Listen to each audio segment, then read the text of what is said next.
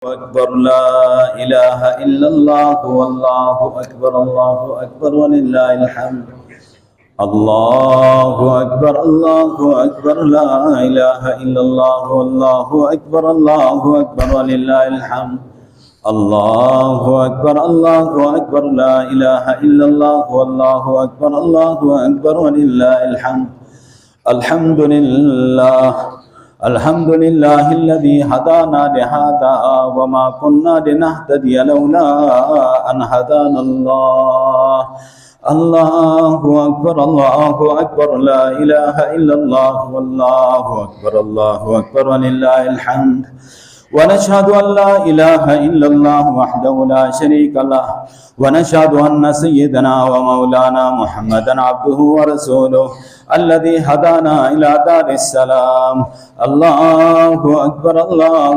لا إله إلا الله والله أكبر ولله الحمد وصلى الله تبارك وتعالى على حبيبه سيدنا ومولانا محمد وعلى آله وأصحابه الطيبين الطاهرين الكرام الله أكبر لا إله إلا الله والله أكبر ولله الحمد أما بعد أيها الإخوة المسلمون فاعلموا أن يومكم هذا يوم عيد لله عليكم فيه عوائد الإحسان ورجاء نيل الدرجات والعفو والغفران الله أكبر لا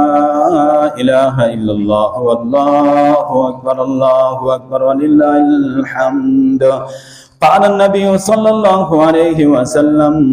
إن لكل قوم عيدا وهذا عيدنا أو كما قال عليه الصلاة والسلام الله أكبر لا إله إلا الله والله أكبر ولله الحمد قال النبي صلى الله عليه وسلم إذا كان يوم عيدهم يعني يوم فطرهم باها بهم ملائكته فقال يا ملائكتي ما جزاء أجير إذا وفى عمله قالوا ربنا جزاء أن يوفى أجره أو كما قال عليه الصلاة والسلام الله أكبر لا إله إلا الله والله أكبر ولله الحمد وقال النبي صلى الله عليه وسلم من صام رمضان ثم أتبعه ستا من شوال كان كصيام الدهر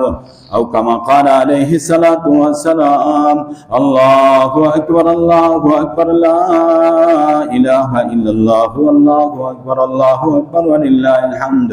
أعوذ بالله من الشيطان الرجيم قد أفلح من تزكى وذكر اسم ربه فصلى بارك الله لنا ولكم في القرآن العظيم ونفعنا وإياكم بالآيات والذكر الحكيم أستغفر الله لي ولكم ولسائر المسلمين فاستغفروه إنه هو الغفور الرحيم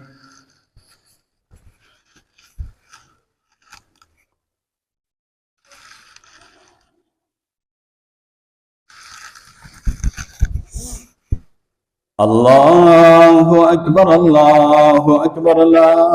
إله إلا الله والله أكبر ولله الحمد الله أكبر لا إله إلا الله والله أكبر ولله الحمد الله أكبر لا إله إلا الله والله أكبر ولله الحمد الحمد لله وحده والصلاة والسلام على من لا نبي بعده ولا رسول بعده ولا معصوم بعده ولا كتاب بعد كتابه ولا شريعة بعد شريعته ولا أمة بعد أمته أما بعد فأعوذ بالله من الشيطان الرجيم بسم الله الرحمن الرحيم إن الله وملائكته يصلون على النبي يا أيها الذين آمنوا صلوا عليه وسلموا تسليما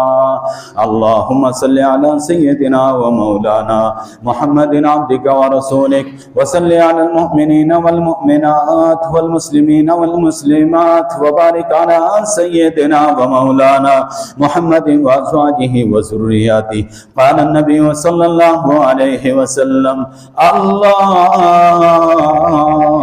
الله في أصحابي لا تتخذوهم من بعدي غرضا فمن أحبهم فبحبي أحبهم فمن أبغضهم فببغضي أبغضهم وخير قرون قرني ثم الذين يلونهم ثم الذين يلونهم اللهم انصر الإسلام والمسلمين اللهم أيد الإسلام والمسلمين اللهم أعز الإسلام والمسلمين في فلسطين وفي كل مكان اللهم انصرهم على عدوك وعدوهم اللهم إنا نجعلك في نحورهم ونعوذ بك من شرورهم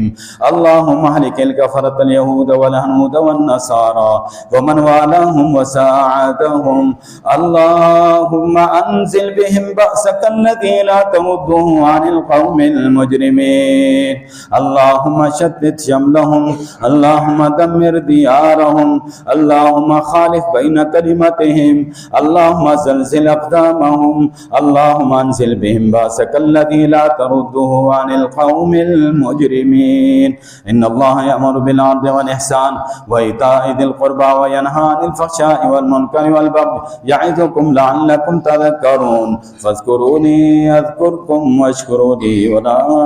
تكفرون सबको ईद मुबारक हो अल्लाह बार बार आफियत सलामती के साथ ये सआदतें सबको नसीब फरमाए।